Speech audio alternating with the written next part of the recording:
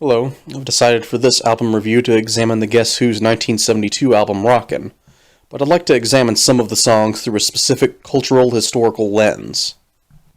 First, a background on the band leading up to this album.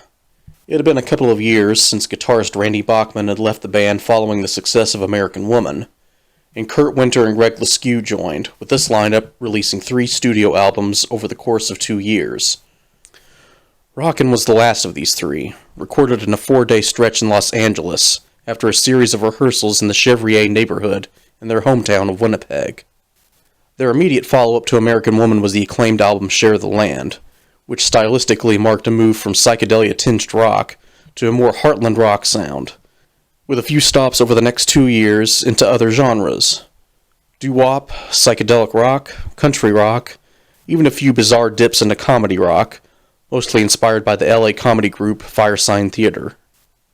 However, with the album Rockin', you can see a pretty big streak of 50s music influence in the album's contents.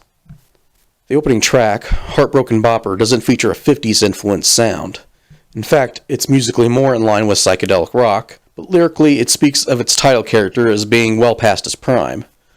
This suggests to me that thematically the band may have been toying with the idea of an album-wide concept about teenage glory days, which, for some of the band's age group, would definitely be in the late 1950s.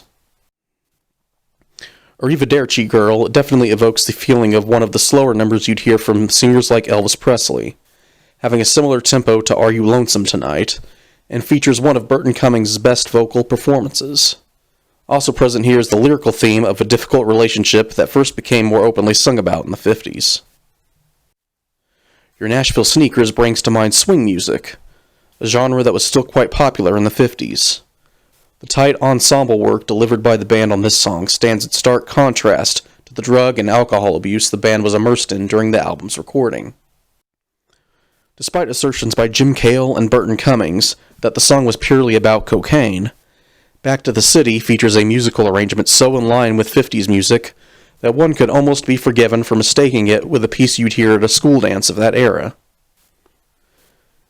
With the first part clearly inspired by Firesign Theatre stretched over a brief cover of Sea of Love, the High Rockers medley at the end of the album calls forth the nostalgia of 2 friends, voiced by Burton Cummings and sound engineer Brian Christian, both clearly stoned as they deliver their lines, shooting the breeze around a jukebox. While the second segment abandons any 50s influence during a piece called Heaven Only Moved Once Yesterday, it returns to it in the final part with Cummings' Don't You Want Me, a classic Jealous Guy piece that again features a common 50s lyrical trope. Finally, the band's decision to include a cover of Johnny Preston's Running Bear, despite clearly being a song that is quite offensive by today's standards, only adds more weight to the idea that the band was reaching back to their 50s roots. Well, to take a small detour into the songs that don't fit the concept all that much, there's the beautiful Smoke Big Factory, a sad, country-tinged tune whose refrain was actually inspired by the sight of a sugar beet factory near their rehearsal space in Winnipeg that generated a lot of smoke in the wintertime. Then there's Get Your Ribbons On, a fast-paced novelty number, in Jim Cale's words.